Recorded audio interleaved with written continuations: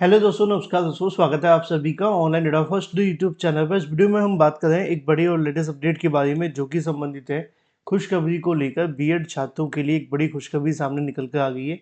जैसा कि दोस्तों आप जानते हैं, किसी भर्ती संबंधित कोई भी जानकारी निकल कर सामने आती है तो आप सभी को ऑनलाइन एडा फर्स्ट यूट्यूब चैनल के माध्यम से दे दी जाती है। इस वीडियो में हम बात कर रहे हैं एक बड़ी खुशखबरी को लेकर, जो कि संबंधित है खंड शिक्षा अधिकारी भर्ती के बारे में। जी हाँ दोस्तों, खंड शिक्षा अधिकारी यानी कि ब्लॉक एजुकेशन ऑफिसर के संबंध में यहाँ भर्ती को लेकर जो शासन आदेश है वो जारी कर दिया गया है। और अगर बात की जाए पदों के हिसाब से, तो ये सबसे बड़ी भर्ती है। आप जानते हैं कि खंड शिक्षा अधिकारी भर्ती पदों के हिसाब से अगर सबसे बड़ी है, तो अंदाजा लगा करके देखिए, अगर रुतबे के हिसाब से देखा जाए तो भी ये जो भर्ती होती है वो सबसे बड़ी होती है। क्योंकि जब आप शिक्षक बनने की योग्यता रखने के लिए कहीं ना कहीं पढ़ाई करते हैं, जैसे कि बीएड करते हैं, तो आप जानते हैं कि वो सभी जो अभ्यर्थी हैं वो सिर्फ शिक्षक बनने के लिए ही बीएड करते हैं।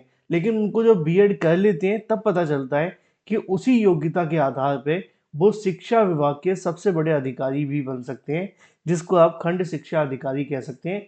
क्योंकि ये एकमात्र ऐसी भर्ती है जो आपकी शिक्षक बनने की योग्यता के अंदर में ही आ जाती है। डिटेल में बात करेंगे, चैनल को सब्सक्राइब करके बेल आइकन को दबा लें और वीडियो को लाइक कर दें, जिससे कि आपको रियल ऑथेंटिक जानकारी ऑनलाइन अड्डा फर्स्ट यूट्यूब चैनल के माध्यम से मिलती रहे। शुरुआत करते हैं सीधे मुद्दे की। अब मैं एक बात कहना चाहूँगा कि यूपी छात्र तो देखते रह गए यहाँ भर्ती को लेकर। जी हाँ दोस्तों, आप जानते हैं कि उत्तर प्रदेश के अंदर भर्तियों को लेकर काफ़ी लंबे समय से अभ्यर्थी इंतजार कर रहे हैं।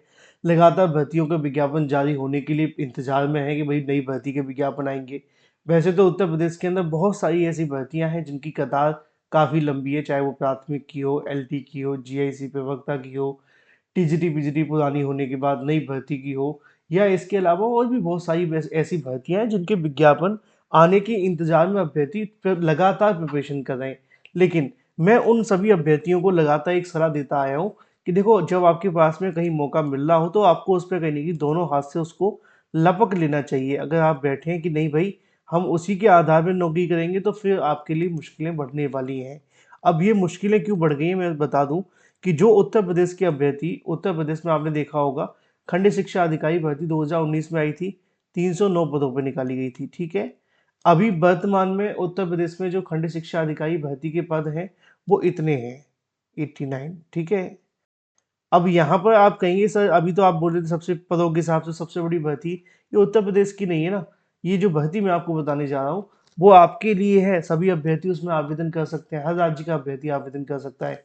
लेकिन उत्तर प्रदेश में पहली बार 309 पे आई थी, दूसरी बार में 90 पद ही खाली हैं और बढ़कर के मुश्किल से 100 पद होंगे। लेकिन अगर आप चाहते हैं कि भाई आपको मौका मिले खंड शिक्षा अधिकारी बनने का, तो आपके लिए एक और बड़ी भर्ती का विज्ञापन निकाला जा रहा है आपके पड़ोसी राज्य बिहार के माध्यम से। जी हाँ दोस्तों, यहाँ पे आप सभी के सामने नोटिफिकेशन की अगर बात की जाए तो जानकारी आपको देखने के लिए मिलेगी। जैसा कि आप जानते हैं कि बिहार की और यूपी की भाषा में थोड़ा सा अंतर है। थोड़ा सा अंतर आप देखा होगा कि यहाँ पे अध्याचन कहते हैं, वहाँ पे अध्याचना कहते हैं। यहाँ पे भर्ती कहते हैं, वहाँ पे बहाली कहते हैं। तो ये सारी चीज़ें चलती रहती हैं। यहाँ खंड शिक्षा अधिकारी कहते हैं यूपी में, वहाँ प्रखंड कहते हैं, ठीक है।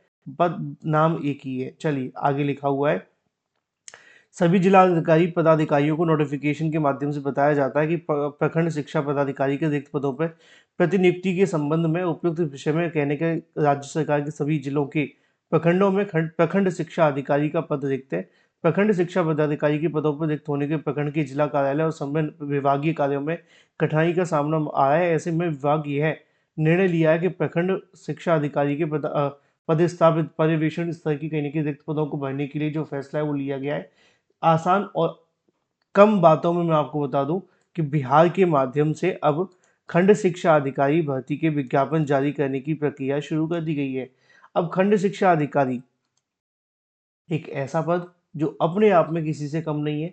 खंड शिक्षा अधिकारी के लिए आप जानते हैं कि जो आपकी भर्ती होती है ना, ये बीएड करने के बाद में आपको इससे बड़ी नौकरी नहीं मिल सकती है ना।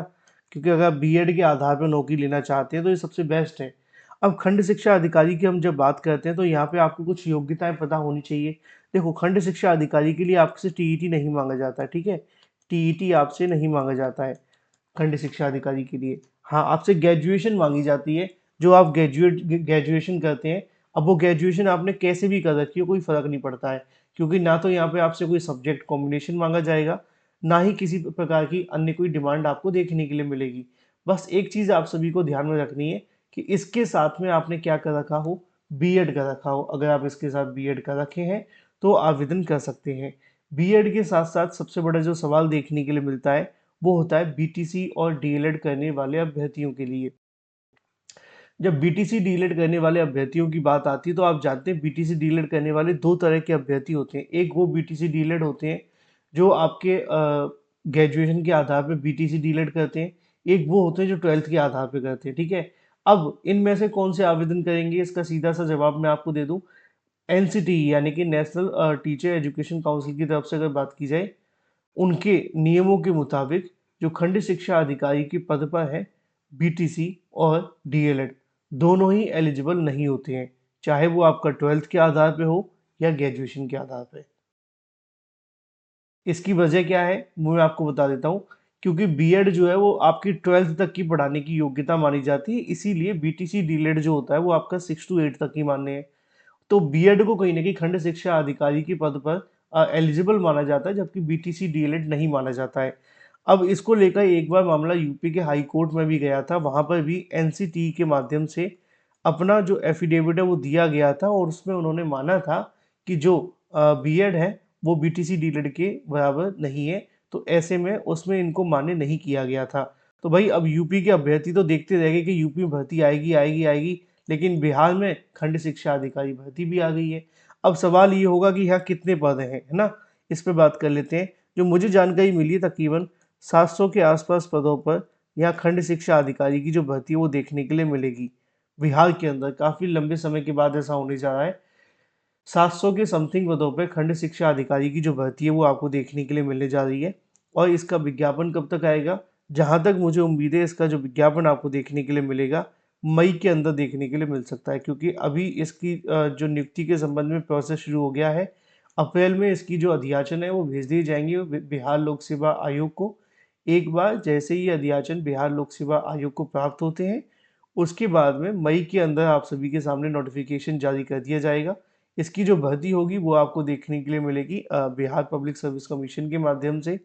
एग्ज़ाम का पैटर्न क्या रहेगा, आपका जो एग्ज़ाम का पैटर्न रहेगा इसको लेकर मैं एक अलग सी वीडियो बनाऊंगा, लेकिन वो तभी जब आप कमेंट करेंगे और डिमांड करेंगे, क्योंकि ऑन डिमांड वीडियो बना दिया जाएगा एग्ज़ाम सिलेबस इसके अलावा और भी तमाम तरह की प्रक्रियाओं के बारे में जो आप जानना चाहते हैं। फिलहाल के लिए बड़ी और ब्रेकिंग न्यूज़ ये है कि खंड शिक्षा अधिकारी की भर्ती को लेकर जो प्रक्रिया है वो शुरू कर दी गई है और बहुत जल्द 700 के समथिंग पदों पर विज्ञापन जारी हो जाएगा। अगर आप बीएड कर चुके हैं और बिल्कुल पूरे तरीके से तैयार हैं तो इस भर्ती को अपनी चेक लिस्ट में डाल के प्रिपरेशन शुरू कर दें। Thank you for watching this video.